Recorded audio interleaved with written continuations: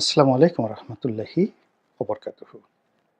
সম্মানিত দর্শক, ডক্টর মোহাম্মদ ইউনূস এখন কেমন আছেন? তাকে কেন্দ্র করে মানুষের আশা এবং আকাঙ্ক্ষা এখন কোন পর্যায়ে রয়েছে? তিনি কি ভালো করতে পারবেন এবং তার দ্বারা জাতির যে আশা এবং আকাঙ্ক্ষা এগুলো কি পূর্ণ হবে, নাকি তার বিষয়ে মানুষের যে আশাবাদ এটি শূন্যে নেমে গিয়েছে? এই বিষয়গুলো নিয়ে আলোচনা করব। তো আলোচনা শুরু করার আগে আপনাদের একটা বিষয়ে দৃষ্টি আকর্ষণ করতে চাই। সেটি হলো যে একটি জিনিস ভালো আছে কিনা, একটি অফিস ভালো চলছে কিনা, একজন মানুষ সুস্থ আছেন কিনা, স্বাভাবিক আছেন কিনা, বা একটি পরিবারে আপনি যখন ঢুকবেন সেই পরিবারটার সবকিছু স্বাভাবিক আছে কিনা, এটা বুঝবেন কি করে? প্রথমত হলো যে মানুষের ক্ষেত্রে পরিপাটি বেশ ভরসা। সে দরিদ্র হোক, যা কিছু হোক না কেন, তার সুন্দর একটি পোশাক পরিচ্ছদ থাকতে হবে, পরিচ্ছন্ন। পরিবারে যদি যান, ছোট হোক বাসা, এক রুমে থাকুক, কিন্তু সাজানো গোছানো, চারিদিকে ময়লা আবর্জনা থাকা চলবে না।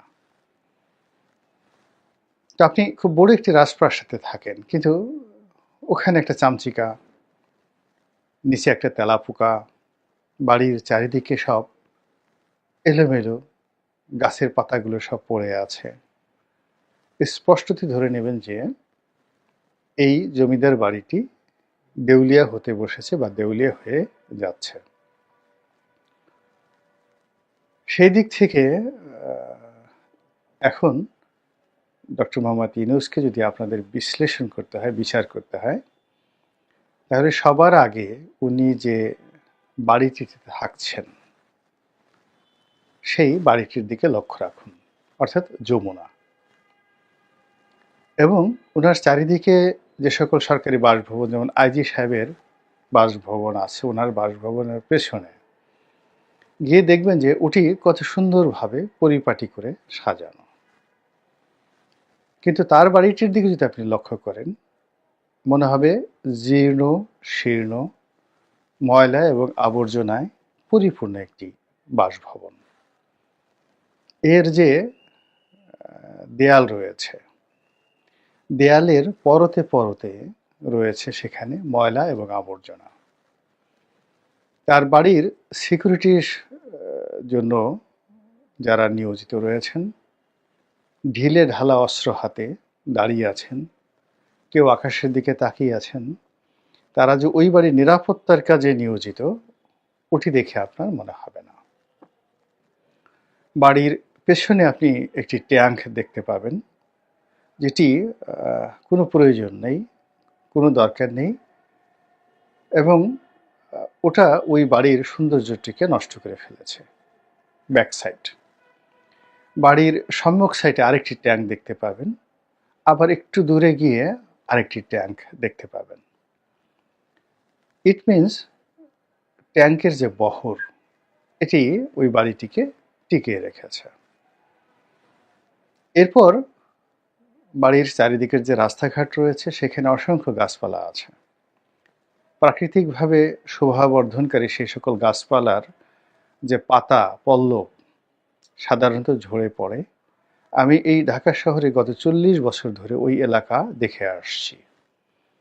রমনা পার্কে হাঁটাহাঁটি করি এবং ওই এলাকার রাস্তাঘাট কিভাবে মেনটেন হয়, আমার কাছে মনে হয়েছে টিল নাও, আজকের দিন পর্যন্ত, যদি আপনি মিন্টু রোড ধরেন, বেইলি রোড ধরেন, তারপর সার্কিট হাউস রোড ধরেন, এই সকল রাস্তাগুলোর মধ্যে এই মুহূর্তে সবচেয়ে নোংরা, আবর্জনাময় এবং পতিত পত্রপল্লব, গাছ থেকে ঝরে পড়া যে পাতা রয়েছে সেগুলোর সমাহার ডক্টর মোহাম্মদ ইউনূসের সরকারি বাসভবনের সামনে। অর্থাৎ ওটা পরিষ্কার করার মতো মন মানসিকতা, আগ্রহ, উদ্দীপনা কারোরই নেই।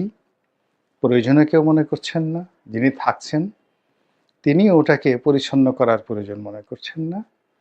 আর যারা ওনার সঙ্গে আছেন তারা সবকিছুতে নজরদারি করছেন, কিন্তু ওই বাড়ির সৌন্দর্য বর্ধনের জন্য কেউ নজরদারি করছেন না।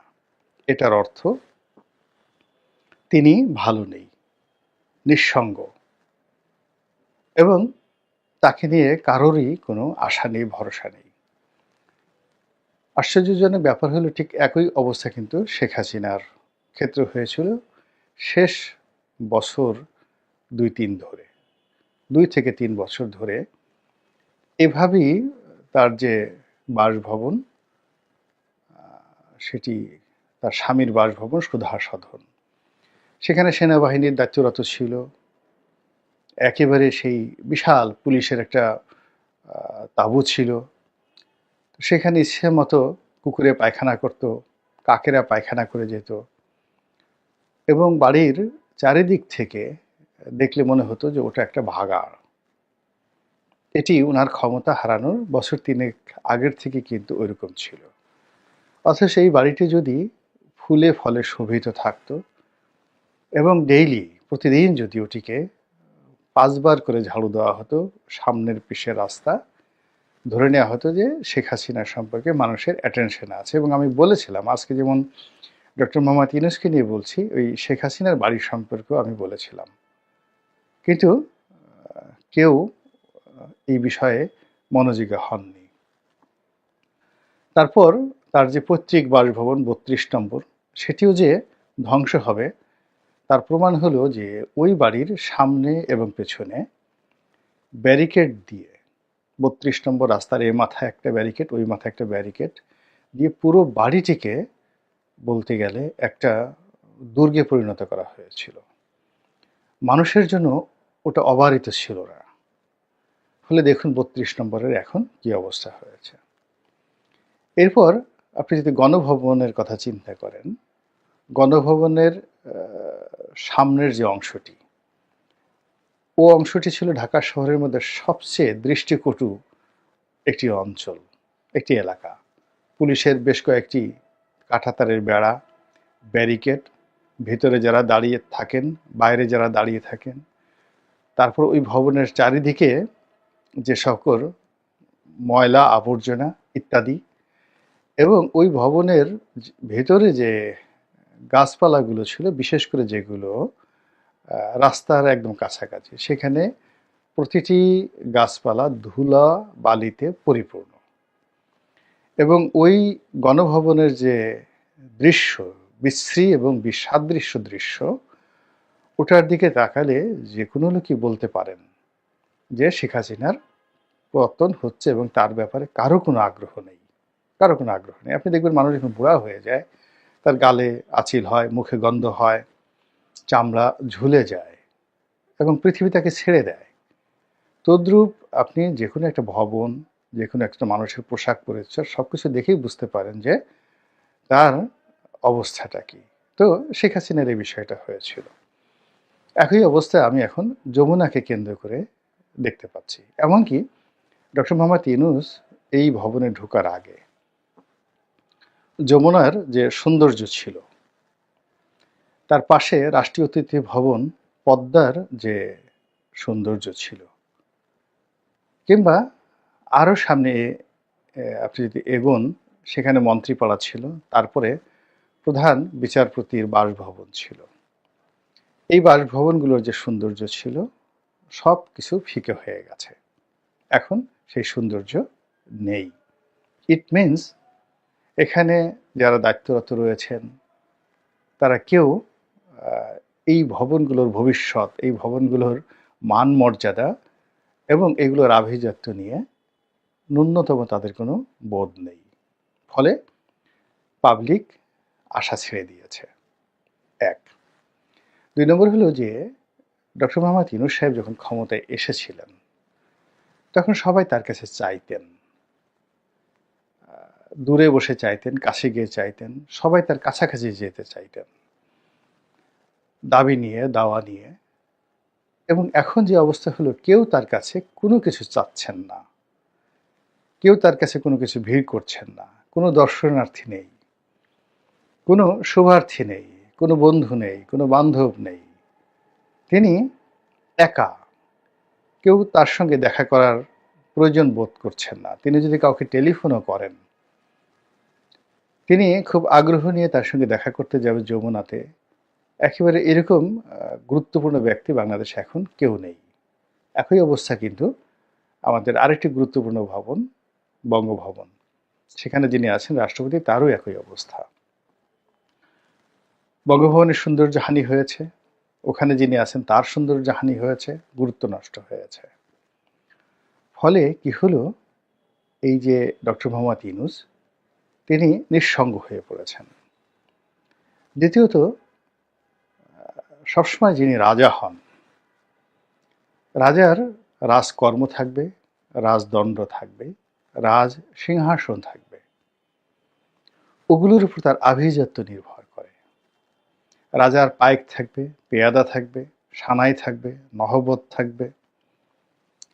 তো এরকম যদি একটি অবস্থা হতো, আপনি ডক্টর মোহাম্মদ ইউনূসের বাড়ির সামনে সবসময় দেখতে পারতেন যে এসএসএফ এর একটি চৌকুশ দল সেখানে লেফট রাইট করছেন, সেখানে দাঁড়িয়ে আছেন, পরিপাটি পোশাক এবং পরিচ্ছদ, কিন্তু সেটি এখন নেই। দ্বিতীয়ত, ওনার উজির থাকবেন, নাজির থাকবেন, অর্থাৎ এদেশের অভিজাত তন্ত্র যাদেরকে বোঝানো হয়, ব্যবসায়ী, আমলা, বুদ্ধিজীবী, তারা ওনার সঙ্গে যাবেন, সঙ্গ কামনা করবেন, তাদের সঙ্গে ওনার খাওয়া দাওয়া হবে, উৎসাহ হবে, পিঠা হবে, পায়েস হবে, পুলি হবে। অর্থাৎ ওটি হবে একটি আনন্দ আশ্রম। তো যমুনাকে কেন্দ্র করে সব হচ্ছে, কিন্তু এখনো পর্যন্ত সেখানে কোনো আনন্দের কোনো লক্ষণ নেই।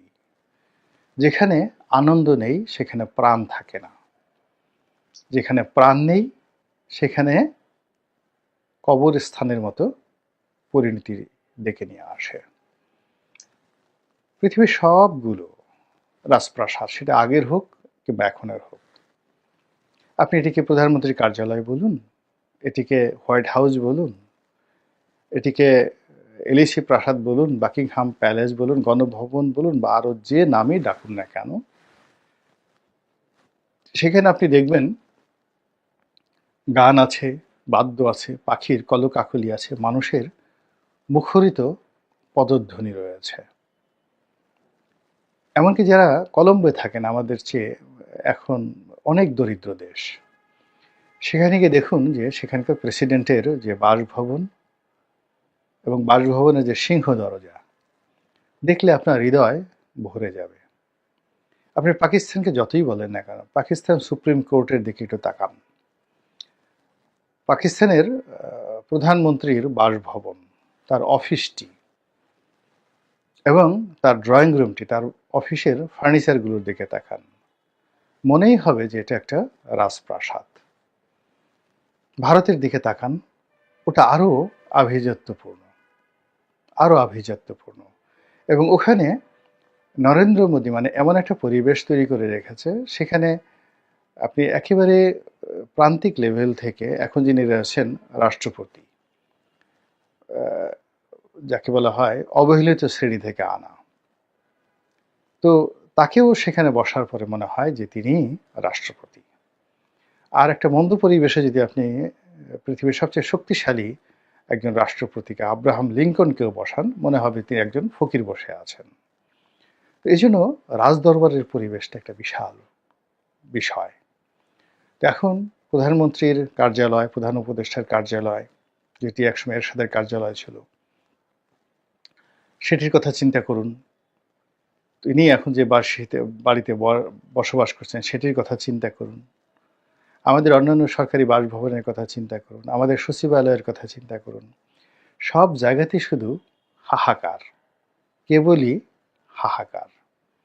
আর সেই হাহাকারের অর্থই হলো ডক্টর মোহাম্মদ ইউনূস একা হয়ে গেছেন।